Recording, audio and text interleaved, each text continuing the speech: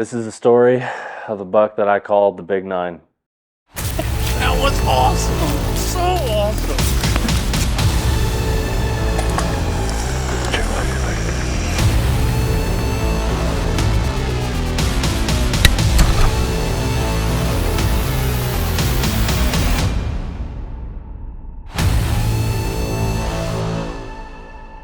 The story about this buck starts in the summertime in about July. We got our cameras out. We started getting pictures of several bucks, several deer, but this one buck stood out to me. He was the biggest, most mature buck that I had on my property this year. I started calling him the Big Nine. On his left side, he had a little crab claw at the end, and on his right side, he was just a 4-point side. From that moment, all I wanted that season was to dedicate everything I could on my property to getting a chance at that deer. And that's what I did. All the food plots, all the thoughts, all the stand locations, everything was about that deer. So as we went through the summer into July and August, I started driving the roads, doing some scouting, looking for this buck to just to try to get velvet footage of him. And on one of the nights there that we went driving around, we got to actually lay eyes on the buck from the highway, and we got good, decent velvet footage of him. We just saw maybe the target buck that's been hanging out on my place during the summer. We just turned around in the road here. Gonna go back and see if we can spot him a little better. Gonna have to turn on the flashers here on the highway. If it's him, oh, he's a good one.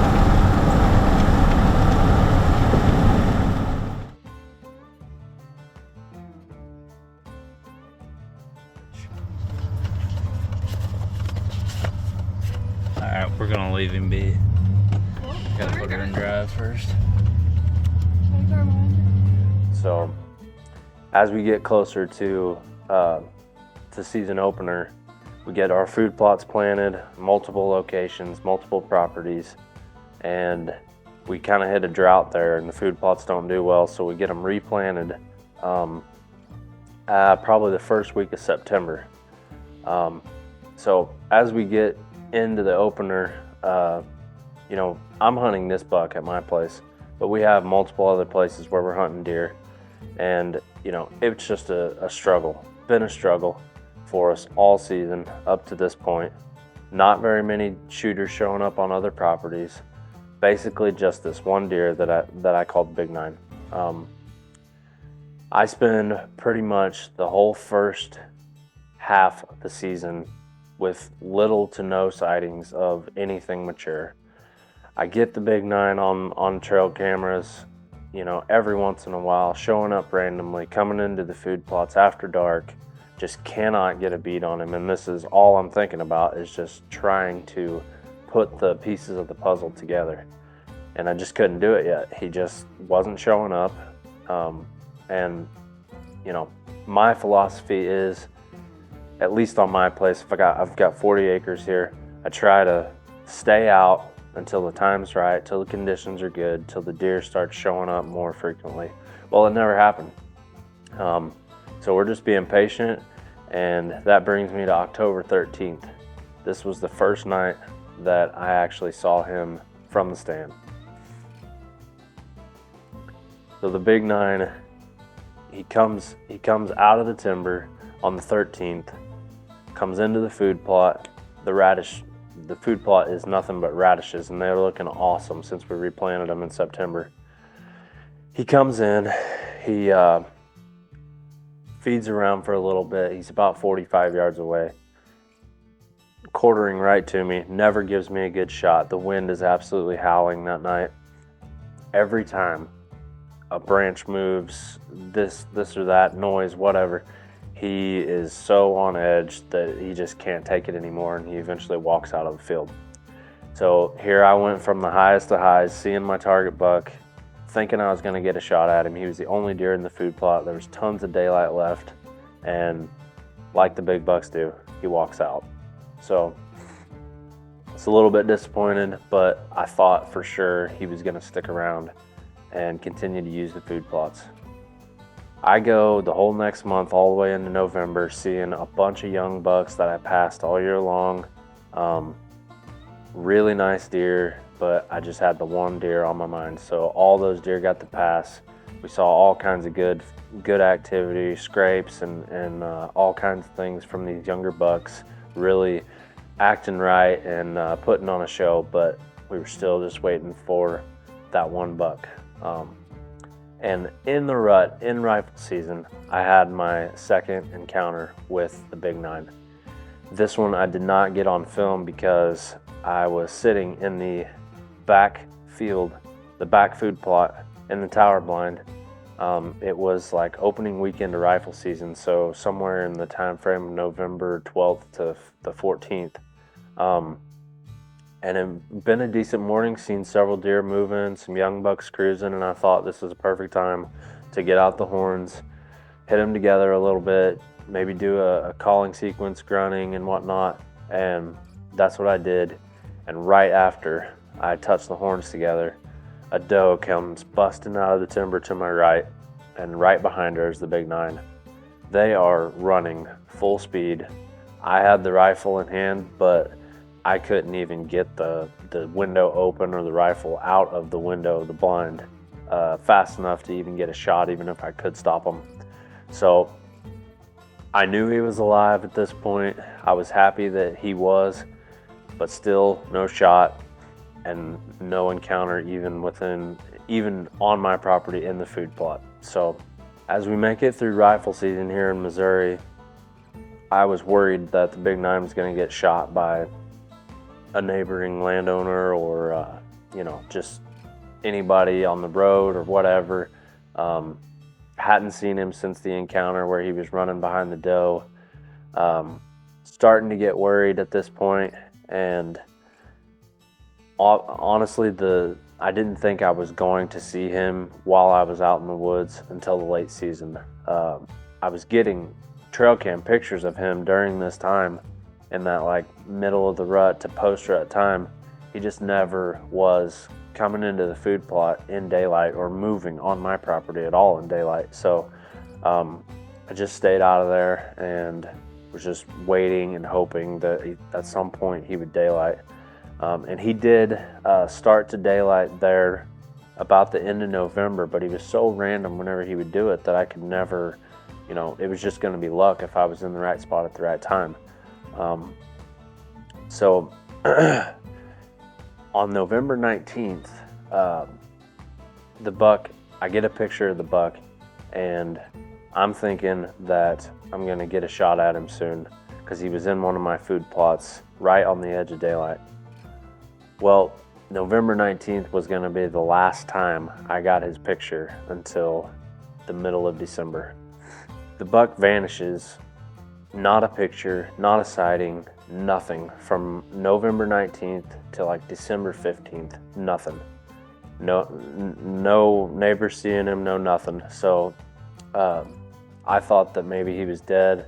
Maybe he got in a fight and was locked up somewhere, got shot, I don't know. But my hopes were not high that he was alive still. And I was just hoping and praying that at some point I was going to get a picture of him as we moved into the late season, and all the deer would hopefully be getting back on food after the rut. As we got into the middle of December, the pictures really started rolling in of all the bucks in the area that I had seen throughout the season, and they're all piling in to my food plots. The radishes are really tall, and there are tons of bulbs out there, and the deer are really starting to hit them at this point. And I start getting pictures of the big 9 with another buck that was a buck that I might shoot, and they're all right on the edge of daylight. I mean, he's coming out 5 minutes after shooting light, 10 minutes after shooting light. And then on the 21st of December, I finally get a picture of him standing in my middle food plot about 30 minutes before dark.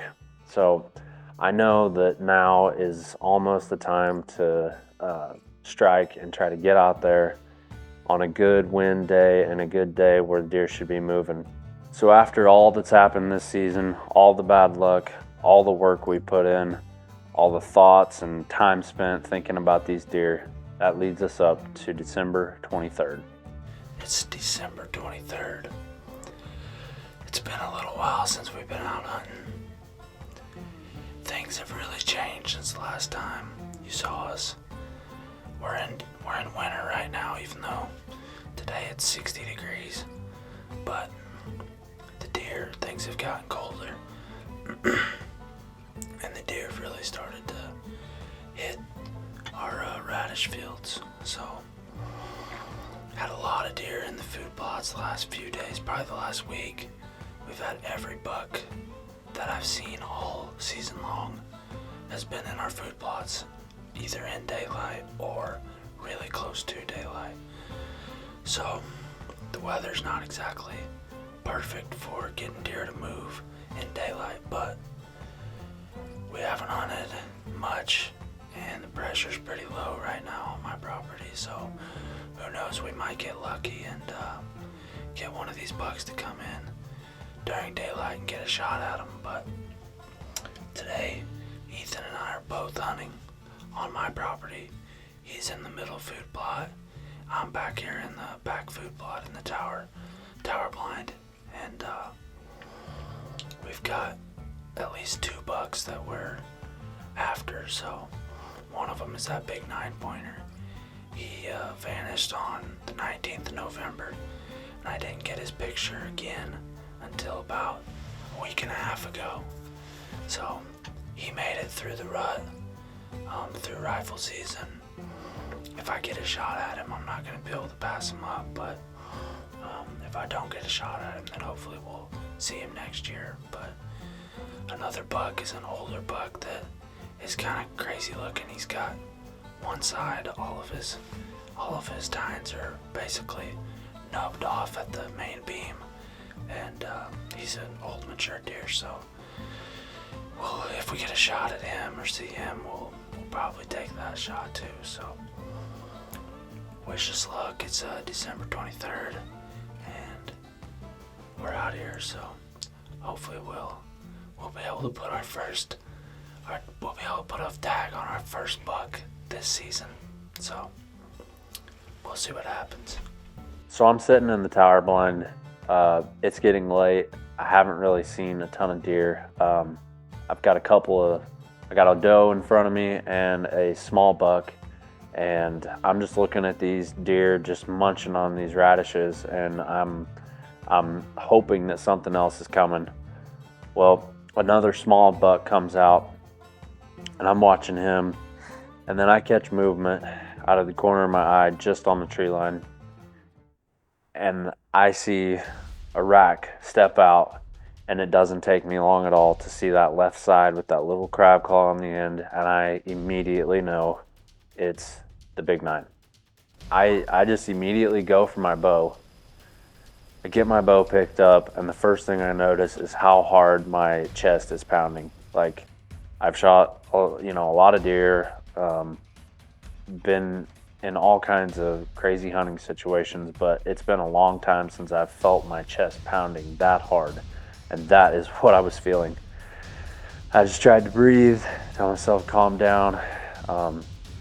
He steps right out in the field.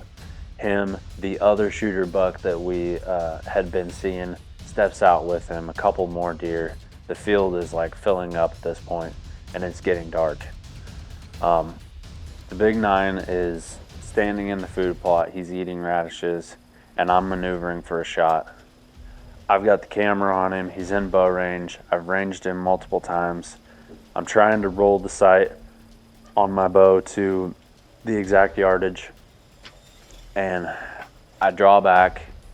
He's perfect broadside, like 33 yards. Right as I get drawn back, I don't know, he takes a step or something, or I glance over at the camera and he's not in frame, so I let down. That's draw number 1.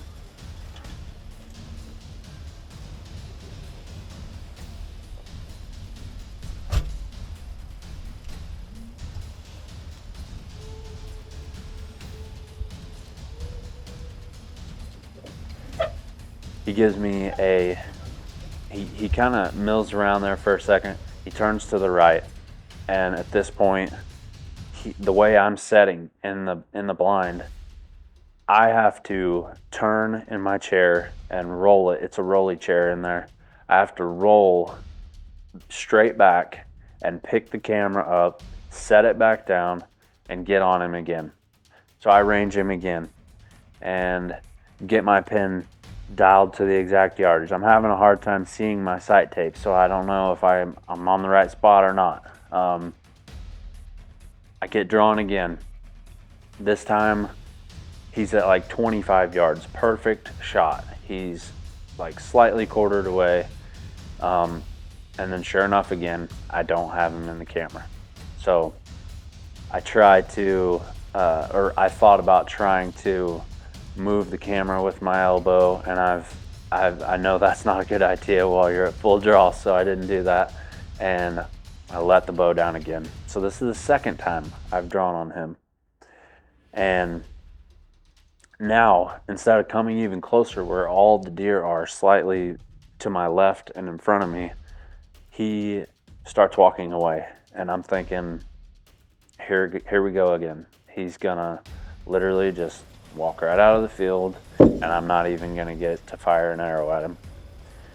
But he walks straight away from me and stops and starts eating radishes again. And I'm ranging him. I'm like, wearing out the button on this rangefinder, click, click, click, click. And I get 35 yards. And I'm battling with my sight tape. I'm like, I can't see where my pin is, forget it. I roll it all the way up back to 20 yards. I've got a 20, 30, and a 40-yard pin now. And I just shoot that gap, 30 and 40 gap. He's standing at 35 yards. He's slightly quartered away. This time I zoom out just a little bit on the camera. I get him in frame, and I come to full draw.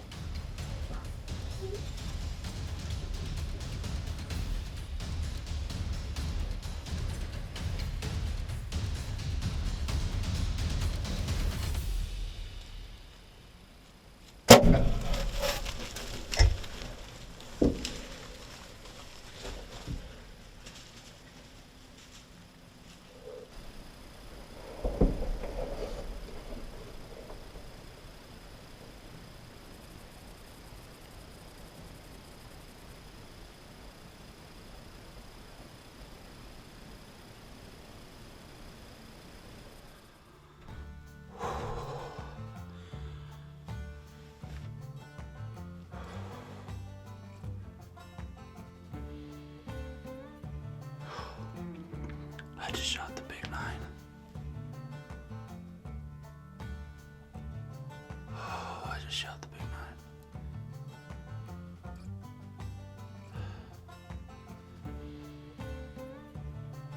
9. Here at last light, him and the other shooter buck that have been in here.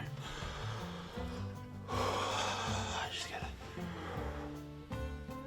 gather myself.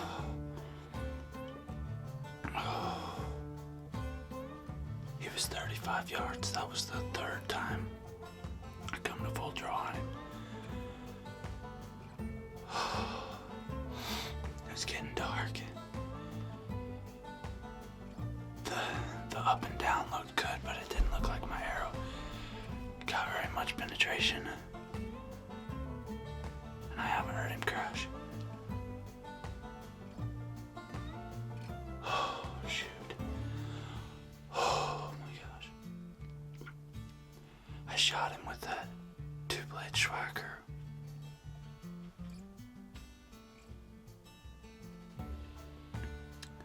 I'm gonna call Ethan, and then I'm going to get out of here and look at the footage. So we get back to the house. We plug in the video camera to the TV. I see that arrow hit him, and then I see the arrow just doing this. And I immediately, heart sank. I thought I hit him in the shoulder because I could tell my arrow did not get much penetration.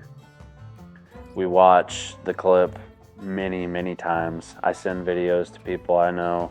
I call people, I ask them, what do you think? Is he dead? Is he not? Did I get any penetration? About an hour and a half of pretty restless thoughts and feelings there. And then we decided we're gonna go back out and at least try to find the arrow and see what the story is with the arrow. All right, we've came back to the house. It's been, I don't know, about hour and a half, hour and 45 minutes since the shot, and didn't look at the arrow at all. Just got down, met up with Ethan, came back to the house and watched the shot lots and lots of times. It's 50-50. The placement is pretty good. It's a little tight to the shoulder, but if it penetrated enough, then the placement is good and he should be dead. But if it didn't penetrate enough, then he's probably not going to die. So, what do you think? Fingers crossed. Fingers crossed that we find him.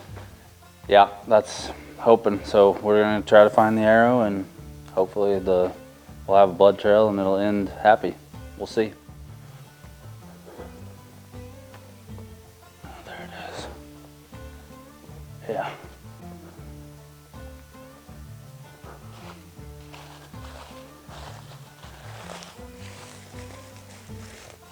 Oh yeah. She went all the way up to there. Okay, we can talk about it now. Hang on a sec. Let me hold it. Yeah.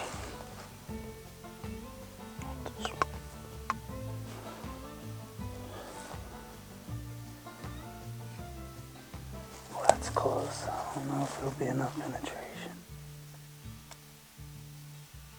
Somewhere in there.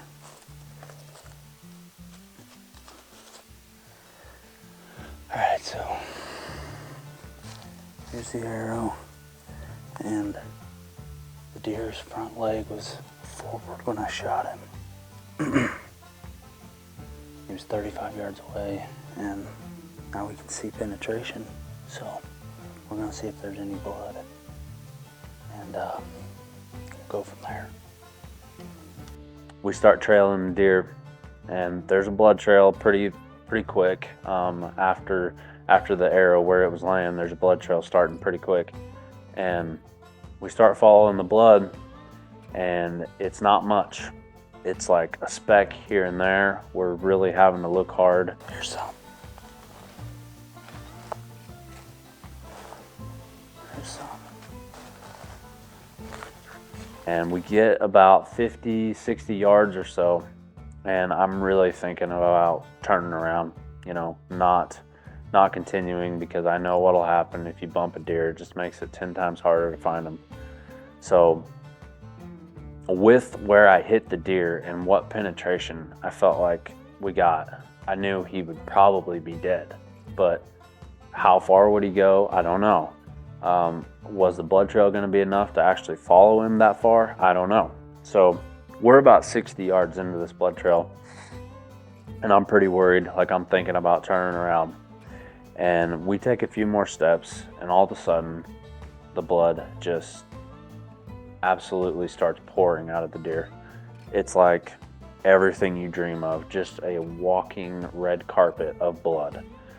And we're following it, and that's whenever we finally see the sight that everyone wants to see at the end of the blood trail. We got him! Holy crap! We got him! Here goes. Oh gosh. Where's he at? I don't see him. Right there.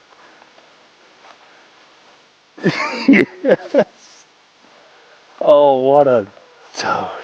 Oh my gosh. His body. Yes. Look what you give me, please. Oh, here. Give them that. Oh. Yes. Just wait. We'll just wait. Holy crap. Oh, wow. Oh, man. He ain't the biggest monster around, but man, I am stoked after the season we've had. Holy crap. What an awesome deer. Oh my gosh. I don't know what to say.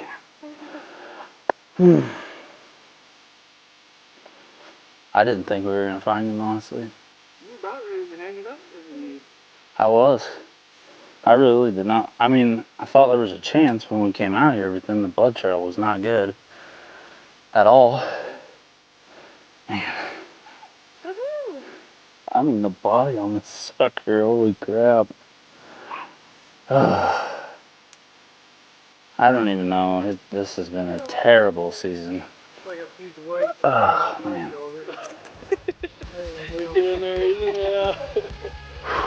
Wow.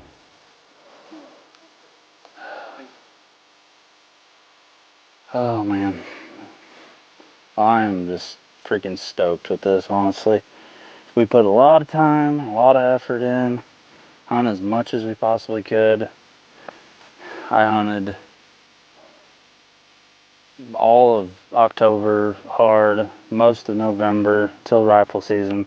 Thought this deer was dead, honestly. He disappeared November 19th. Never saw him again until about I don't know, 2 weeks ago. And kind of the plan that I was hoping came together all season was that the food that we had would bring him in the late season, and that's what started happening. Him and another buck that I was gonna shoot started showing up pretty regularly. Ethan and I went out tonight. We decided to split up, and he was gonna hunt the middle food plot. I was gonna hunt in the back, and hoping to see both of them, or each of us see one. And turned out both of them came to the food plot that I was in, and just wow, thankful. Because some seasons it does not go good. You can do everything right, and it just sometimes it don't work out, and you just gotta grind, and that's what this year was. Wow, super thankful. It's hard to get much better than this in Southwest Missouri, so this is awesome. Thanks to Ethan and Kaylee and everybody, Trey, all the hard work, and yeah, couldn't be happier. And so that's it. That's the story of the Big Nine. What a challenging year it has been this year. So many obstacles to face. Not many deer showing up. I can name it on and on and on. But this was like a weight that had been lifted off of my shoulders whenever we, finally closed the chapter on this buck and actually had some success and had a good buck on the ground. This is just this is what we live for, is being out in the great outdoors in God's country and chasing critters around. And I couldn't be more thankful to have gotten the opportunity at a deer like that here in Southwest Missouri. It's what drives us, and that's what's going to keep us coming back next year. I just want to say thank you to everyone who's watching this.